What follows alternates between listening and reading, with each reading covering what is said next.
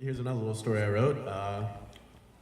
It's pretty rough, so I'm sorry to all the mothers out there and small children, except for my own, who reads this stuff all the time. So let's give a big round of applause to her really quick, please, and thank you for helping proofread it all. So the statistic that I personally learned recently is that in Iraq alone, as a country, there are 10 to 12 deaths from landmines per day. And I thought that was kind of a ridiculous number, because that adds up to 360,000 deaths per year in one country from landmines. And I wrote a little story about it. Here goes. Tiny sandstorms ran rampant around my... Oh my God, I'm shaking. Tiny sandstorms ran rampant around my feet with each step I took, abating to reveal faint troop pins trailing back towards the stone building I'd emerged from. I watched them burgeon and rescind, purposefully dragging my gait to extend each storm by a second or two. I paused my game of dusty Aeolus to nudge a rusted bicycle out of the way. It had been carried in by a flood months beforehand, and had sat dormant since, and I had had enough of its smug, windy squeaks, and began to haul it thusly. I planned to stash it near the other piles of general rubble that had been gifted to us by the desert. The sun arced slowly as I worked, having to unsnag those parts that jutted every few feet and feeling a heat tantrum rise with each obstacle. I was humming a tune to a rhyme my mother sang me while I was sleeping, grazing for an appropriate dump site. And then I wasn't. I held what used to be my leg, clutching the bloodied stump without realizing I was trying to stand with the remains of my other. Oh shit, oh God, oh fuck, I repeated, grasping onto the mantra as a preacher does a prayer, and certainly feeling it with just as much conviction. My shouts turned to screams at the sight of my second, now amorphous leg, my fingers clawing at the empty air beneath, desperately hoping to catch the remains and piece them back together to make me whole again. The dust fell through them as I scrabbled for purchase, panic setting in full force. The crater where my lower half had occupied had settled once more, leaving me sobbing and half buried in a shallow grave.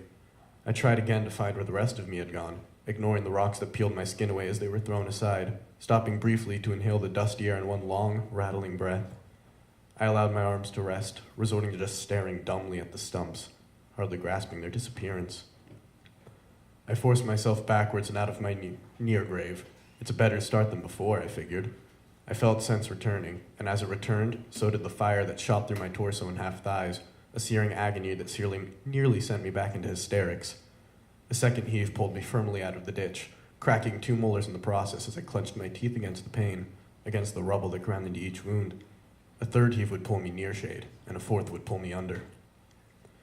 The blurred horizon seemed to soften further as I lay dormant, thoughts of anemia far from my head as I stared longingly in the direction of home, in the direction of safety and solace.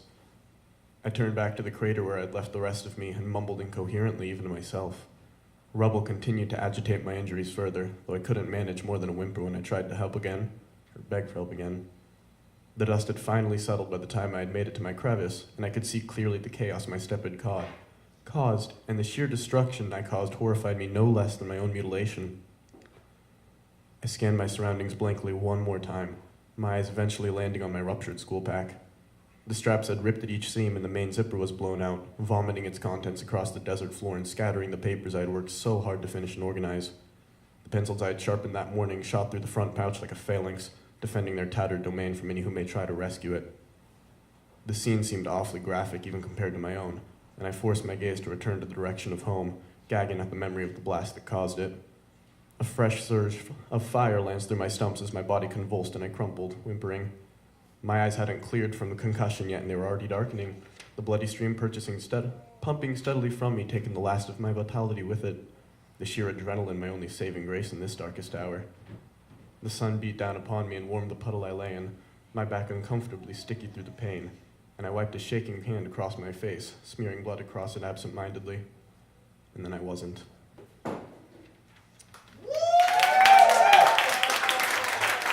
So, sorry that one was super depressing too. I'm shifting to something more like Lovecraftian next time, a little more Indiana Jones-esque.